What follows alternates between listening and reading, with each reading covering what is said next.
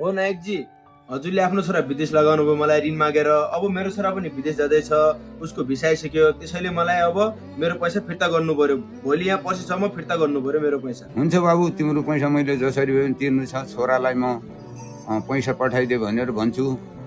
1 महिनाभित्र तिम्रो पैसा जसरी भए पनि म फिर्ता गर्नेछु। ल ठिकै छ, 1 महिनाभित्र जसरी पनि मेरो पैसा दिनु। मेरो छोराको पनि भिसा आउँदैछ, 1 महिनाभित्र जसरी पनि पैसा दिनु है। अहिले त मलाई लागे। हेलो बाबु। हजुर बुवा भन्नु। तिमीलाई विदेश पठाउँदाखेरि लिएको ऋणको साउ आउँदैछ बाबु। जसरी भए पनि पैसा मलाई देऊ भनेर यहाँ कर गरिराखेको छ।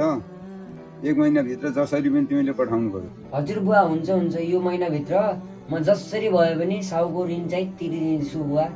के गर्नु, बुवालाई त भनिसकेँ मैले तिर्छु भनेर। यो विदेशमा आएको पनि 1-2 महिना भइसक्यो।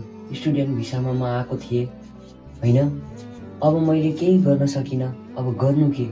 घरबाट बुवा पैसा मागिरहेका छन्। अब मलाई पैसा ल्याउँ कहाँबाट म?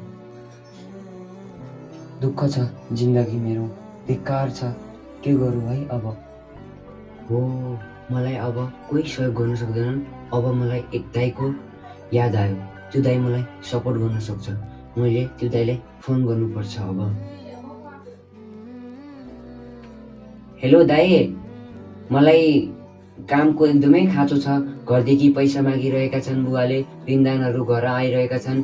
यो ठाउँमा आएर युद्ध सुरु भयो। मैले पैसा कमाउला भनेर सोचेर आएको थिएँ। घरको अवस्था अब सुध्रेला भनेको मानेको थिएँ, तर घरको अवस्था अझै धेरै कमजोर भएको छ दाइ। जसरी भए पनि मलाई योपालि काम मिलाइदिनु पर्यो दाइ। भाइ, आर्मीको त काम खुल्या छ। अब आर्मीको काममा अब ज्यानको रिस्क पनि हुन्छ होइन। हुन्छ दाइ, म त्यो आर्मीको काम गर्न पनि रेडी छु। अब एकदमै सहारा भने पनि यो ठाउँमा हजुरै हुनुहुन्छ। अब यो ठाउँमा अरू कोही छैनन् नेपाली। हजुर दाइ, थ्याङ्क यू दाइ, हजुरले यो काम खोजिदिनु भयो मलाई। म हजुरको धेरै आभारी हुनेछु। मेरो घरदेखि पनि ऋणदानको मान्छेहरू आइरहेका छन्। अब मैले यो काम गरेर घरको छिट्टै ऋण तिर्नेछु दाइ। धन्यवाद दाइ। केही महिनापछि म घर जान चाहन्छु। मलाई छोडिदिनु। म नेपाली हुँ एक। मेरो गाउँको मान्छे कहाँ गए? मेरो देशको मान्छे कहाँ गए? अहिलेसम्म केही आवाज पनि छैन। मैले यहाँ कस्तो दुःख पाइरहेको छु। हाम्रो देश यति पछाडि किन छ? अरूको देशहरूबाट मान्छेहरू लगेर गइसके। म मात्रै एक्लै यहाँ छु। मलाई बचाउनुहोस् हे नेपालीहरू, मेरो देशका जनताहरू, मलाई बचाउनुहोस्। नमस्ते, म पुष्कर खड्का। विदेशमा भएका दिनेश दाइको लागि यो भिडियो। हामीले जति बुझ्यौँ त्यति गऱ्यौँ, त्योभन्दा धेरै गरेको छैनौँ।